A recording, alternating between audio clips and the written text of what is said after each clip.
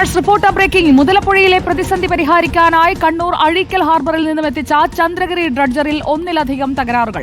എഞ്ചിന്റെ fan belt പൊട്ടിയ നിലയിലാണ്. ഹൈഡ്രോളിക് പൈപ്പ് ലൈനിലും ഫിൽട്ടറിംഗിലും തകരാറുകൾ കണ്ടെത്തി.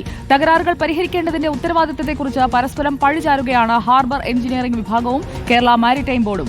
അരുൺ സോളമൻ നമുക്കൊപ്പം. അരുൺ സോളമൻ, എത്തി 2 ദിവസത്തിനകം പൊഴിമുറിക്കാനായിട്ട് ഉപയോഗിക്കും എന്നൊക്കെ പറഞ്ഞിരുന്ന യന്ത്രമാണ് അത് പ്രവർത്തനക്ഷമമല്ലാത്ത ഒന്ന് കൊണ്ടുവന്നിട്ട് മുതലപ്പുഴക്കാരെ പറ്റിക്കുകയായിരുന്നു. എന്താണ് യന്ത്രത്തിന്റെ അവസ്ഥ ഇപ്പോൾ?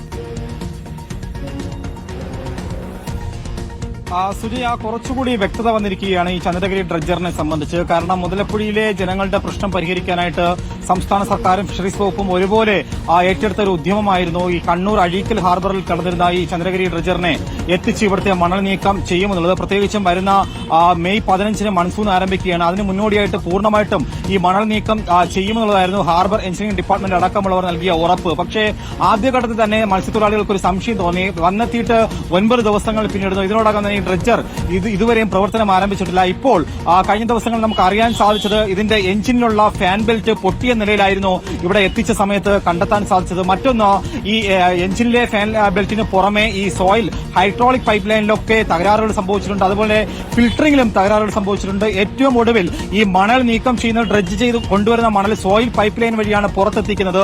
ആ സോയിൽ പൈപ്പ് ലൈനുകൾ കഴിഞ്ഞ 6-7 വർഷങ്ങളായിട്ട് കണ്ണൂർ അഴീക്കൽ ഹാർബറിൽ കെട്ടിക്കിടന്ന പൈപ്പ് ലൈനുകളാണ്. അത് തുരുമ്പെടുത്ത് അതിൽ ഹോളുകൾ വീണ പൈപ്പ് ലൈനുകളാണ് ഇപ്പോൾ നിലവിൽ മുതലപ്പുഴയിൽ എത്തിച്ചത്. അങ്ങനെ ഏറെ സാങ്കേതികപരമായിട്ടും അതുപോലെ മാത്രമല്ല ഇത്തരത്തിൽ ഒട്ടനവധി തകരാറുകൾ സംഭവിച്ച ഒരു ഡ്രഡ്ജറും അതിനോടനുബന്ധിച്ചുള്ള മറ്റു ഉപകരണങ്ങളും കൊണ്ടുവരുന്നതിലൂടെ മത്സ്യത്തൊഴിലാളികളെ പൂർണ്ണമായിട്ടും പറ്റിക്കുന്ന ഒരു നിലപാടാണ് ഫിഷറീസ് വകുപ്പ് ഏറ്റെടുത്തിരിക്കുന്നത് എന്നുള്ളതാണ് ഇപ്പോൾ നിലവിൽ വന്നിരിക്കുന്നത്. കഴിഞ്ഞ ദിവസം ഹാർബർ എക്സിക്യൂട്ടീവ് എഞ്ചിനീയർ ആയിട്ടുള്ള അനിൽകുമാർ വ്യക്തമാക്കിയത് കഴിഞ്ഞ ദിവസം ഈ ട്രയൽ റൺ വിജയകരമെന്നുള്ളതാണ്. പക്ഷേ ട്രയൽ റൺ വിജയകരമായാൽ പോലും വരുന്ന ദിവസങ്ങളിൽ ഈ ഡ്രഡ്ജിംഗ് നടത്താനായിട്ട് ഇതിനെ എങ്ങനെയാണ് ഉപയോഗിക്കാൻ സാധിക്കുക എന്നുള്ളതിൽ ഇപ്പോഴും വ്യക്തത വന്നിട്ടില്ല. കാരണം ഇതിന്റെ എഞ്ചിനിലടക്കം വലിയധികം തകരാറുകൾ സംഭവിച്ചിട്ടുണ്ട്. ഇനിയും കൂടുതൽ തകരാറുകൾ ഉണ്ടോ എന്നുള്ളത് നിലവിൽ എറണാകുളത്ത് നിന്ന് വന്ന സാങ്കേതിക വിദഗ്ധർ പരിശോധിച്ചുകൊണ്ടിരിക്കുകയാണ്. അതുകൊണ്ട് തന്നെ വരുന്ന മെയ് മാസം ഈ മൺസൂൺ ആരംഭിക്കുന്നതിന് മുൻപ് മണൽ നീക്കം ചെയ്യാൻ ഹാർബർ എഞ്ചിനീയറിംഗ് ഡിപ്പാർട്ട്മെന്റിന് കഴിയുമോ എന്നുള്ള കാര്യത്തിൽ ഇപ്പോൾ ചന്ദ്രഗിരി ഡ്രഡ്ജറിന് ഒന്നിലധികം തകരാറുകളുണ്ട്. തകരാറിലായ ഒരു ഡ്രഡ്ജറാണ് മുതലപ്പുഴയിൽ കൊണ്ടുവന്നിറക്കിയതെന്ന് കൂടുതൽ വ്യക്തമാവുകയാണ്. Thank you Arun Solomon.